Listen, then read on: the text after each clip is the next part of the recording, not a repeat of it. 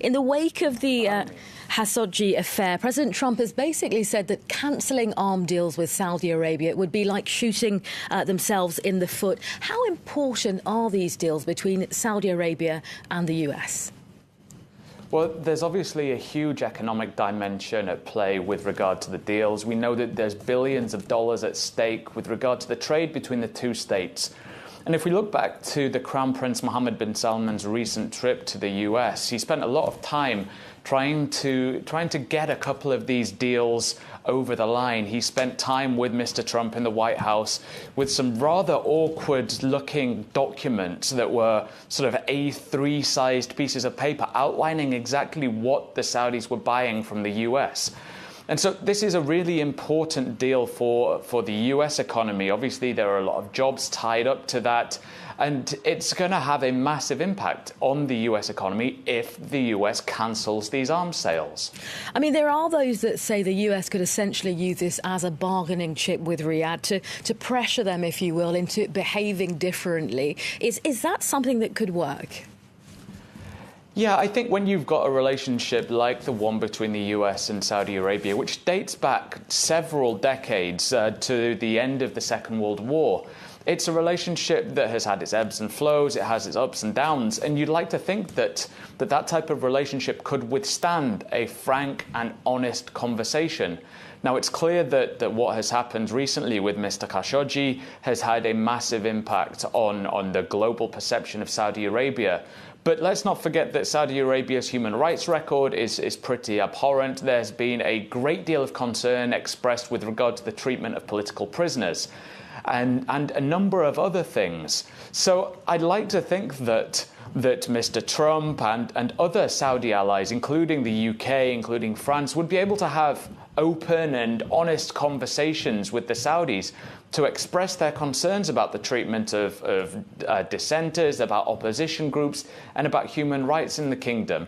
And I guess that arms deals, the capacity to sell arms to the Saudis, although it has a massive economic impact on those host countries and those selling arms, is certainly a massive carrot for the Saudis. If they want to continue buying the arms, then there could very easily be sort of objectives tied to that with regard to human rights and democracy. I mean, so far, Mr. Mabana, it doesn't look like there'll be much movement when it comes to the US and Saudi relations.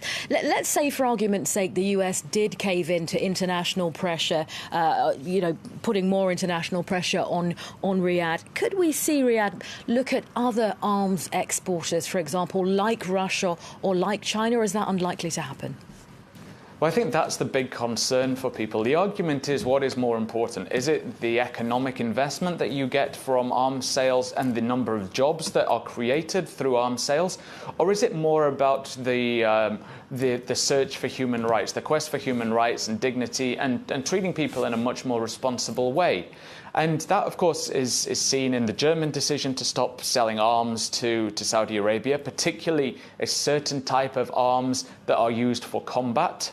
But the concern is, if we stop selling arms, if a certain state chooses to stop selling arms for in a quest to improve a human rights situation or to put pressure on a state, unless that ban is worldwide, then it's very easy to turn to a different state and say, we'd like to buy arms from you. And that would certainly be the concern, that whilst the arms trade is dominated by a number of states, it's not a complete monopoly. There are other alternatives to buying weapons from the US and from the UK. Now, the quality of those arms and weapons is not as good. That's certainly true, but there are options available. I mean, when it comes to European countries, Germany is certainly leading the way in calls to ratchet up the pressure on Saudi Arabia. France hasn't been quite as forthcoming. Will we see the EU kind of standing together in terms of following suit for what Germany's doing? Well, that's certainly what a number of Germans are calling for, a strong EU line against Saudi Arabia and against not only the treatment of Mr. Khashoggi, his murder in the consulate, but also about the brutal, devastating conflict in Yemen.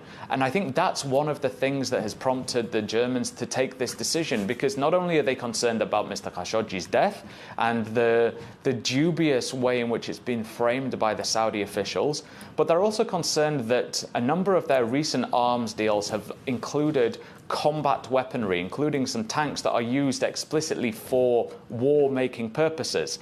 And now there are concerns that these have been used in Yemen, much like there are concerns about UK weapons being used in Yemen. And that has had a devastating impact on the country, leading to a situation where almost 23 million people are in dire need of humanitarian assistance. So I think that's really underpinning any German demands and urging for an EU response. But unfortunately, given the political wranglings within the EU, and particularly the tension between the EU and the UK, I don't think that will happen. Okay.